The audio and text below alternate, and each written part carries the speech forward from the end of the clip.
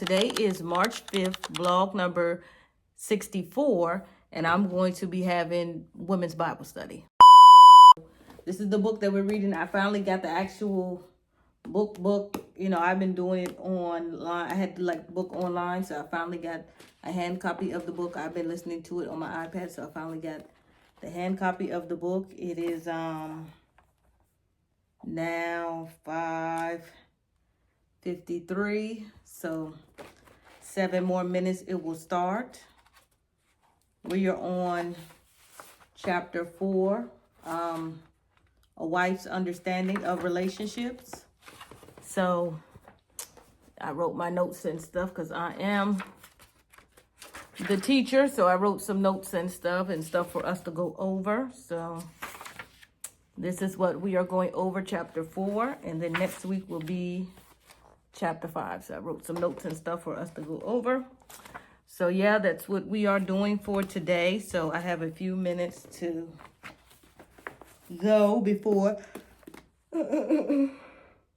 6 minutes until Bible study starts. We actually have a new person on the Bible study link today. We have a new girl. I think she's going to join today. She said she was, so I added her in the group chat. If anybody wants to join the Bible study, it is free to join. Anybody can join. All you have to do is text me. This is my number, and you can join in the Bible study anytime you feel so choose. It is every Wednesday at 6 p.m. Eastern Standard Time. So it is completely up to you if you want to join, and we go over how to be an excellent wife and, you know, a better person all the way around the board. Because this stuff, even if you don't want to be a wife, this is everyday stuff that you just need just to be a better person.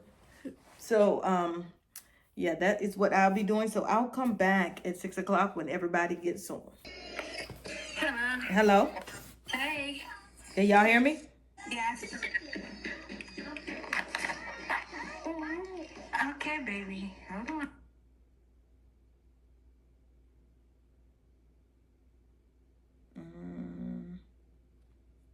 Let's see, can I get everybody else? Oh, my thing went off. What happened? There we go.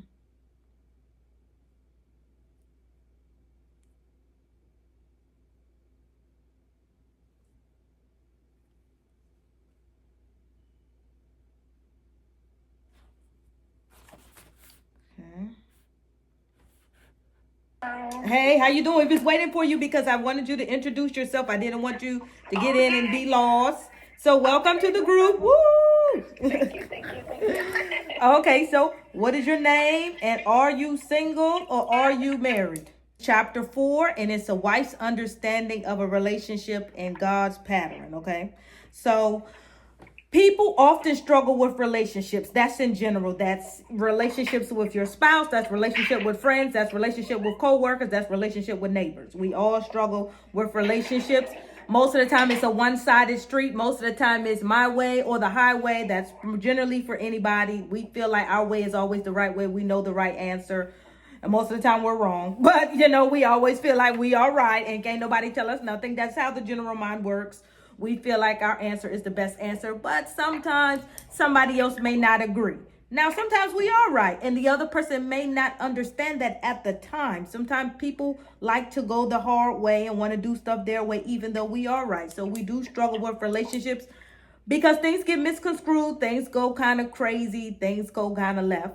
But as women in the Bible and in this book, it teaches you to take the high road and sometimes not argue back and forth and not just jump at the mouth and not just get too sassy because we feel like we have the right answer. Sometimes you got to sit back, relax, and enjoy the show. Not sometimes if the show is bad, but sometimes take a seat back and not just jump.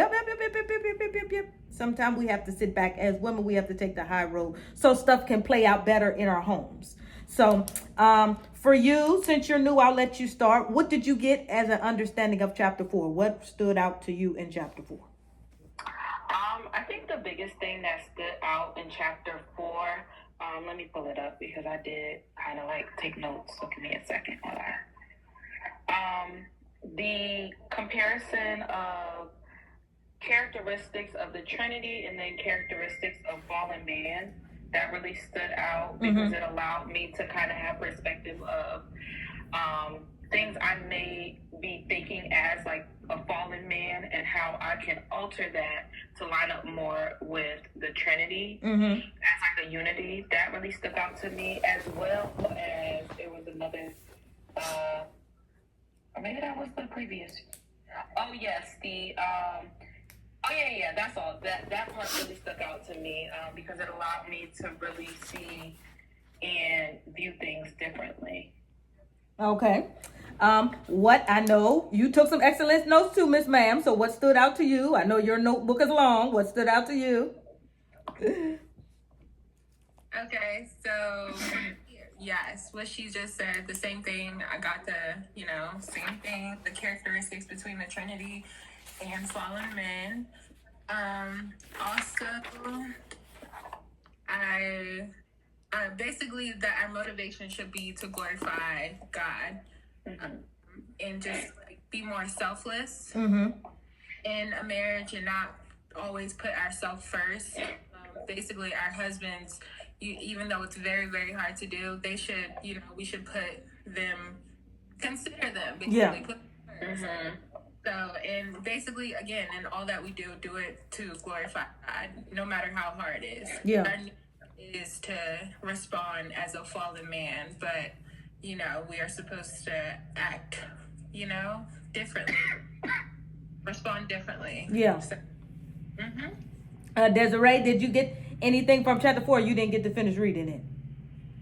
So, actually, I know I just got my book, so I'm kind of back in the first part, or on like part 1. But I know we in part 4, so I kind of just went ahead just now and opened it up to skip to. Okay, skim to it. Okay, that's okay. That's okay. Don't worry. Brianna, you didn't get your book yet?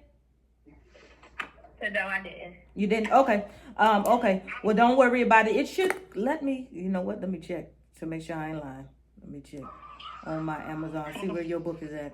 Come to think of it. Let me see. Oh, Jesus. Nowhere near, still not even here. Okay. That's a big issue. So I'll try to figure that out. That just say March 15th. Okay. So we'll back that up. We're going to get you a book quicker than that. Okay. So don't worry, when I get off here, I'll get you a book quicker than that. So for the first part, basically part 1 was saying how God, part 1 and 2 basically shows that there is a lot of examples in the Bible how God shows relationship between man and woman, man and man, woman and woman. Now, like, for example, they show relationship between Adam and Eve. That's always in the beginning. Everybody knows their story. Then they show example of Cain and Abel, how, one brother killed the other brother. That's another relationship. They show another relationship of Joseph and his brothers. That relationship was terrible. So there's plenty of that's just in the very beginning. There's plenty of relationships from beginning to end in the Bible, and God shows how they played out, good or bad. Now, relationships sometimes not sometimes, most of the time they don't take the high road. Most of the time one person or both people feel like they're always right and there's no mediation, and we're just going to just say forget it and don't worry about it. This relationship is not important. And that's not always the right answer. Depends on the circumstance of the relationship. If the person is helping you get closer to Christ, although y'all may fight, it is still a relationship worth keeping around. If the person is drawing you further away from Christ, that is a relationship you need to leave on the wayside. Forget it. Who cares? Let it go. If they are causing you to sin, as in curse, party, drink, smoke, act a fool, steal, rob, do drugs, just anything that's not God-like, you need to leave it alone. That's just my own personal opinion, and I think God will feel the same way as well, that you shouldn't be doing activities like that. But in our flesh, yes, sometimes it feels like that's the right thing to do, is go along with the program of what the other person says do, because it feels like it's the right thing to do. Now, in the back of your mind, it is not, but most of the time we tell ourselves it's okay, we're going to keep doing it anyway. And that's not what God wants us to do. Now, to tie that back to relationships, if you are trying to be a wife, if you are a wife, you should be doing things that are Christ-like. Unless your husband is causing you to sin, you should do what that man asks you to do with no hesitation, no lip back, no disrespect. Although you may not agree with it now, most of the time men make more logical decisions. We make more emotional decisions. So most of the time the man knows what's best for his family. If he is a Christian man, he knows what's best for his family. Now, if you are dealing with a drug dealer, a scammer, or a criminal, I would not listen to his advice and then be wondering why your life is a mess because you're listening to a criminal.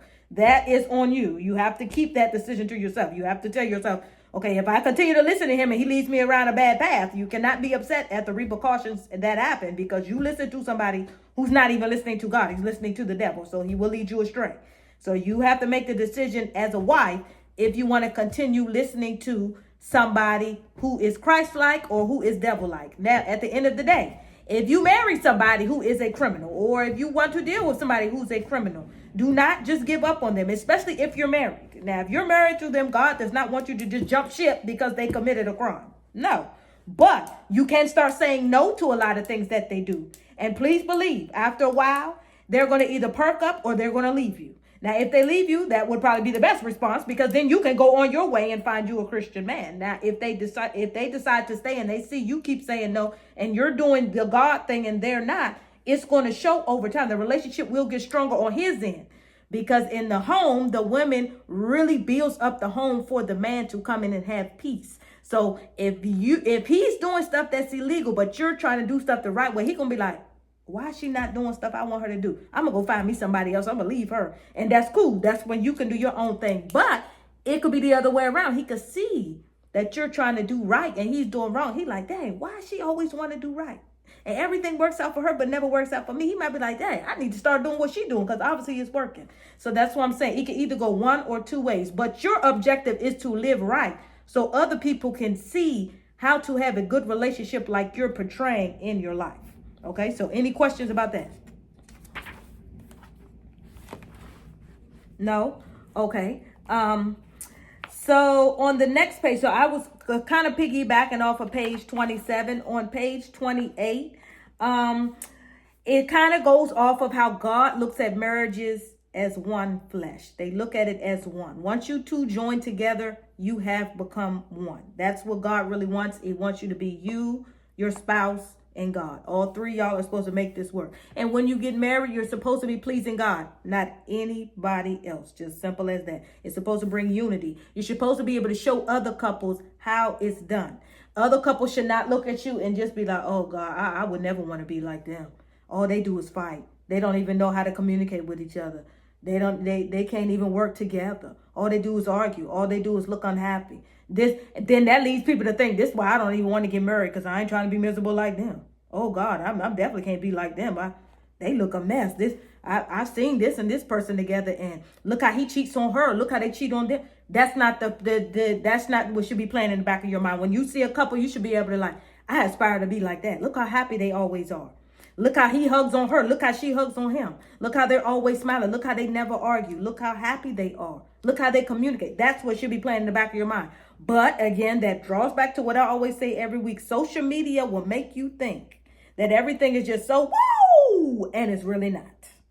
So that is a big issue, and that plays in a lot of our minds because all of us are on social media. We scroll, especially on TikTok. We just scroll, and then be looking at all these Instagram and TikTok couples like, oh, they just so happy. Oh, they just so. And he just buys her everything under the sun. And he takes her on every trip, and they're always on the go. And they just got so much money, and they're so happy. We do not know what goes on behind closed doors.